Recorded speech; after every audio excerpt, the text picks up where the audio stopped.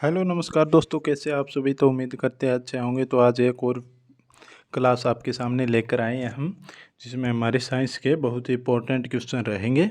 तो इसमें आपको ल्यूसेंट में आपके देखने को मिलेंगे क्वेश्चन भाई, और प्रीवियस ईयर सेट भी आपको करते हो तो उसमें भी बहुत सारे क्वेश्चन देखने को मिलेंगे। तो बढ़िया बढ़िया क्वेश्चन आपके लिए छांटे गए हैं इसमें।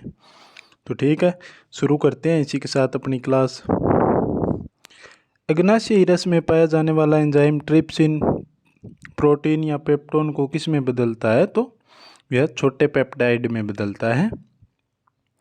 आगे बात करते हैं, मनुष्य में दांत रोग के रोग कारक कवक का नाम क्या है?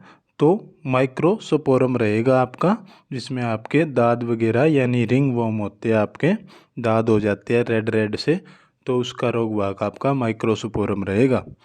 शकरवी नामक रोग किस विटामिन के अभाव में होता है? तो विटामिन सी के अभाव में होता है, और इसका रासायनिक नाम एस्कॉर्बिक एसिड रहेगा आपका, विटामिन सी। और यह दूध में नहीं पाया जाता, और आंवले में सबसे अधिक पाया जाता है। और विटामिन सी जितने भी खट्टे फल होते हैं तो उस सभी में विटामिन सी पाया जाता है। सबसे भारी धातु कौन सी है? तो ओस्मियम रहेगी आपकी सबसे भारी धातु। विद्युत का सबसे अच्छा चालक कौन सा है? तो चांदी रहेगा आपका विद्युत का सबसे अच्छा चालक की बात की जाए तो चांदी हो जाएगा। आगे बात करते हैं अगले क्वेश्चन पर। पोटेशियम का अयस्क कार्लेनाइट का सूत्र क्या है? तो KCl.MgCl2 6H2O रहेगा आपका। ठीक है, यूरेनियम के नाभिक विघटन में अंततः क्या पाया जाता है? तो शीशा पाया जाता है। आपके यूरेनियम के नाभिकीय विघटन होता है ना, तो उसमें शीशा पाया जाता है। ध्वनि को मापने की इकाई क्या है? तो डेसिबल रहेगी आपकी ध्वनि को मापने की इकाई। स्टेनलेस स्टील किन धातु को मिश्रित करके बनाया जाता है? तो क्रोमियम लोहा और निकेल को मिश्रित करके आपका स्टेनलेस स्टील बनाया जाता है। और इसकी एक खास बात यह है भाई, स्टेनलेस स्टील में स्टील नहीं पाया जाता, आपका शून्य मात्रा रहेगी आपकी स्टील की। तो कई बार यह भी क्वेश्चन पूछ लिया जाता है भाई, स्टेनलेस स्टील में कितना स्टील पाया जाता है? तो 0% स्टील पाया जाता है आपका। वनस्पति विज्ञान की उस शाखा का नाम क्या है जिसमें शैवाल यानी एल्गी का अध्ययन किया जाता है? तो फाइकोलॉजी रहेगा आपका, एल्गी यानी शैवाल का अध्ययन। और कवक का अध्ययन की बात की जाए तो माइकोलॉजी रहेगा। कोशिका के अध्ययन की बात की जाए तो साइटोलॉजी रहेगा आपका।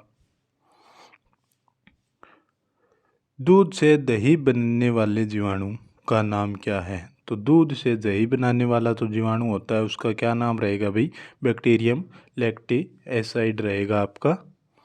ठीक है दोस्तों, अगले बात करते हैं अगले क्वेश्चन पर। मधुमेह के रोग में के पेशाब में किसकी अधिकता हो जाती है? तो शुगर यानी शर्करा की अधिकता हो जाती है आपकी मधुमेह के पेशाब में, यानी कि डायबिटीज़ होता है तो उसमें आपकी शुगर की मात्रा बढ़ जाती है।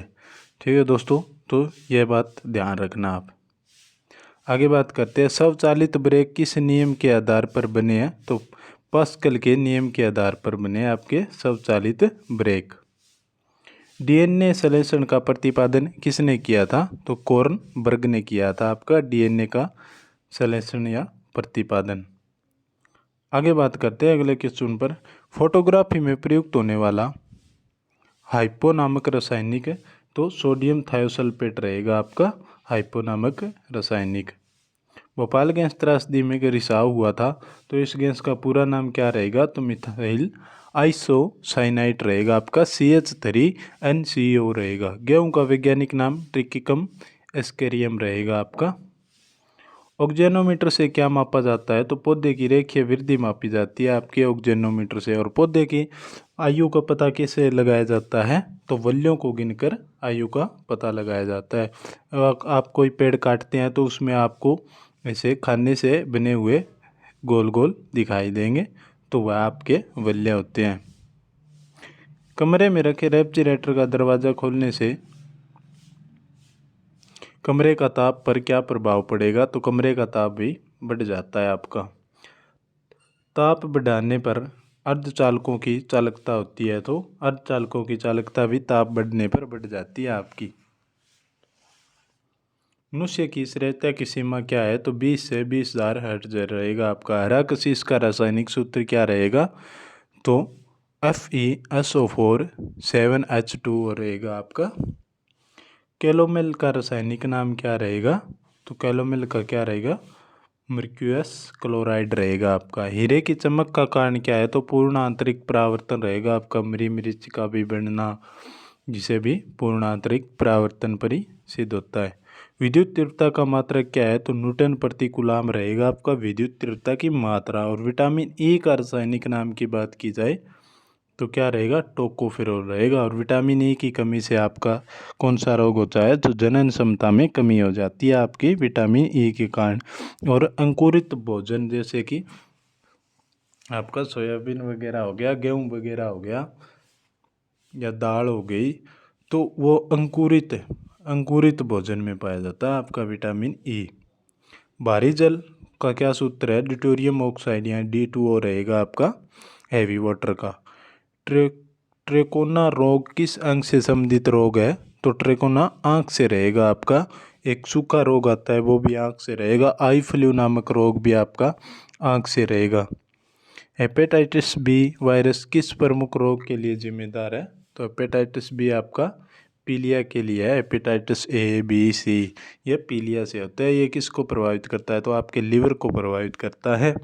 और ये बिलिरुबिन जो आपका येलो कलर का होता है, तो उसके कारण आपके शरीर में भी येलोपन दिखाई देता है, क्योंकि आपका जो बिलिरुबिन है ना वो लीवर ज़्यादा बनाने लग जाता है, और जिसके कारण आगे स्टोर कम हो पाता है और वह आपके ब्लड में मिल जाता है, तो जिससे आपका पीलिया रोग हो जाता है।